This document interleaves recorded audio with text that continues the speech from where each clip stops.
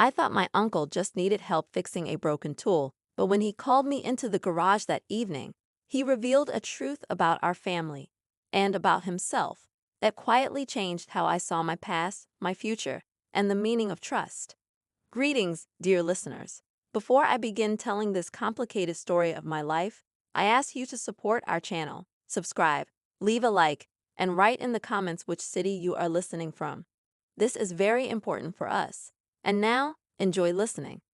The garage had always been my uncle's territory, a place that smelled of motor oil, old wood, and the kind of silence that settles only where many thoughts have been stored and never spoken. When he called my name from the doorway, his voice was steady, almost casual, but something in it made me pause before answering. I remember wiping my hands on my jeans, feeling that strange tightening in my chest that comes when you sense a moment is about to matter more than you expect. I was 22 then, still hovering between the person I had been raised to be and the one I was slowly discovering on my own. My Uncle Mark had been a constant presence my whole life. Not loud, not sentimental, just solid. He was the kind of man who fixed things quietly and never complained, who listened more than he spoke.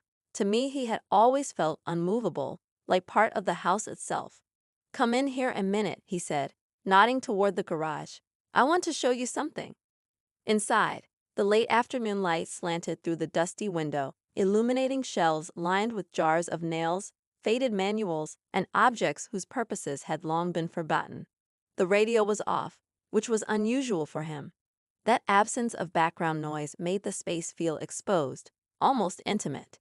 He closed the door behind me, not dramatically, just enough to keep the rest of the world out. He gestured for me to sit on an old wooden stool. He stayed standing, hands in his pockets, eyes drifting around the room as if he were seeing it for the first time. For a moment, neither of us spoke. I could hear the distant hum of a lawnmower somewhere down the street, the ticking of cooling metal. "I don't usually do this," he began, clearing his throat, "but you're old enough now. And I think you deserve to know." That word, deserve, landed heavier than anything else he could have said. I felt my spine straighten.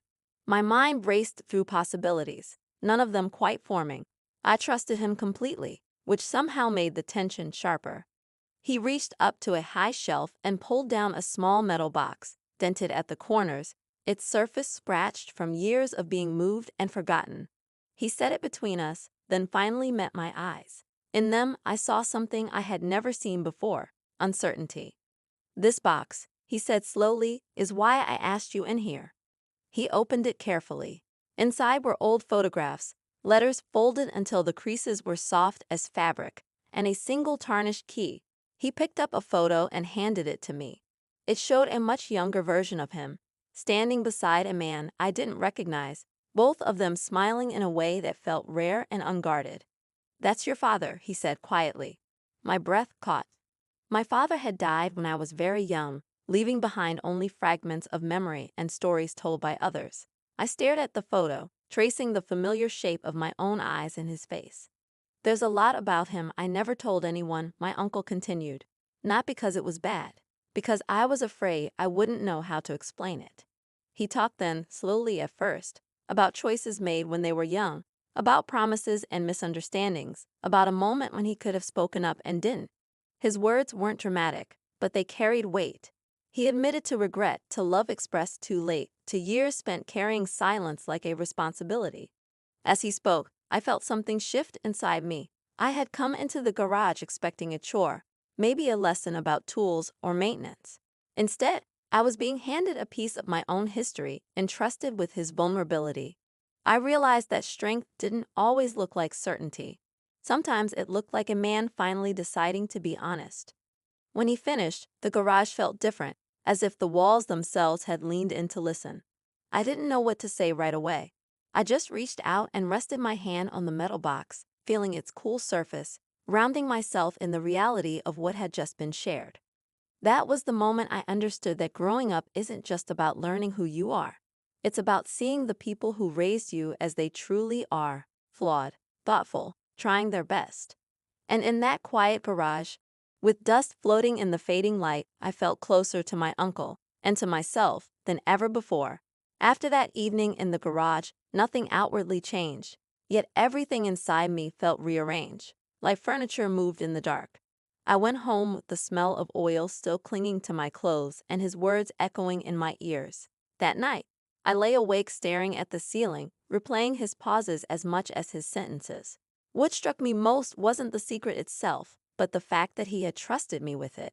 Trust, I was beginning to realize, was not something given lightly by men like my uncle. It was earned through time, patience, and quiet observation. The next morning, I returned to the garage under the pretense of helping him clean. He didn't ask me to come, and I didn't announce myself. I just showed up with coffee and a sense that if I didn't, something important might slip back into silence.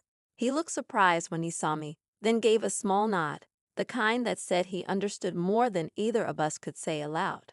We worked side by side, sorting old tools, wiping down surfaces that hadn't been touched in years.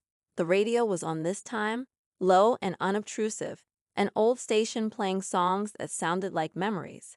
Every so often, our hands brushed as we reached for the same wrench or rag, and each time it happened, there was a brief pause, not awkward, just aware. I didn't sleep much, I admitted finally, breaking the rhythm of our quiet work. He chuckled softly. Neither did I. That's usually how it goes after you open a door you've kept shut for a long time. I asked him questions then, not the sharp, probing kind, but gentle ones, about how he and my father used to spend their summers, about the small rituals they shared. He answered honestly, sometimes smiling, sometimes staring off as if the garage wall had turned into a screen playing old scenes. He didn't rush his words, and I didn't rush him. At one point, he sat down on an overturned crate, letting out a slow breath. You know, he said, when you're young, you think you'll have endless chances to explain yourself, to fix things. Turns out, time has a way of deciding for you. I sat across from him, listening not just as a niece, but as a woman learning what it meant to carry someone else's history with care. I realized that my discovery wasn't only about my father. It was about understanding the quiet burdens people carry, especially men who were taught that speaking too much was a weakness. As the afternoon wore on, sunlight warmed the concrete floor, and dust motes drifted lazily in the air. I felt a calm settle over me, a sense that this was exactly where I was meant to be, not as a child being protected from the truth, but as an adult being invited into it. Before I left, he stopped me at the door. "Thank you," he said simply. "For what?" I asked. "For listening," he replied, "and for not looking at me differently." I realized then that mutual respect isn't built on perfection. It's built on honesty, even when it's uncomfortable. Walking away from the garage, I felt taller somehow, steadier. I was still discovering who I was, but now I understood that my roots were deeper, more complex, and more human than I had ever imagined. In the days that followed, I noticed how easily I carried his words with me, like a folded note tucked into a pocket. I found myself thinking about my uncle during small, ordinary moments, waiting in line at the grocery store, washing dishes, watching the evening sky turn the color of copper.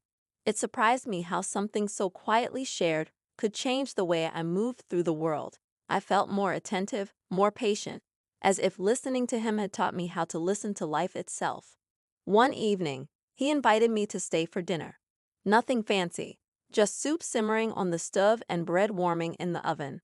The house felt different from the garage, softer, filled with familiar creaks and the scent of herbs.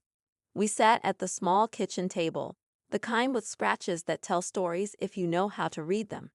He poured water into our glasses carefully, as though the act itself deserved respect. Halfway through the meal, he looked at me and smiled in a way that felt almost shy. "I was worried you'd pull away," he admitted, "that you'd think less of me." I set my spoon down and met his gaze. "I don't," I said. "I think I understand you more." That seemed to settle something in him. His shoulders relaxed, and he leaned back slightly, as if a weight had shifted. He began talking again, not about the past this time, but about the present, about the things he enjoyed now that life had slowed down for him. Fixing an old clock, walking early in the morning, noticing how quiet neighborhoods sound before everyone wakes up. Listening to him, I realized how rarely people asked him about these things. After dinner, we sat on the porch, the air cool and still. The streetlights flickered on one by one, casting long shadows across the pavement. He spoke about responsibility, about how caring for family doesn't always look heroic. Sometimes it looks like showing up, year after year, without applause. I shared parts of myself too, things I hadn't planned to say. My uncertainty about the future, my fear of choosing the wrong path, my longing to be both independent and connected. He listened the same way he always had, fully, without interrupting, giving my words space to breathe. You don't have to have it all figured out, he said gently. Most of us don't. We just keep doing the next right thing. As the night deepened, I felt a sense of balance I hadn't known before.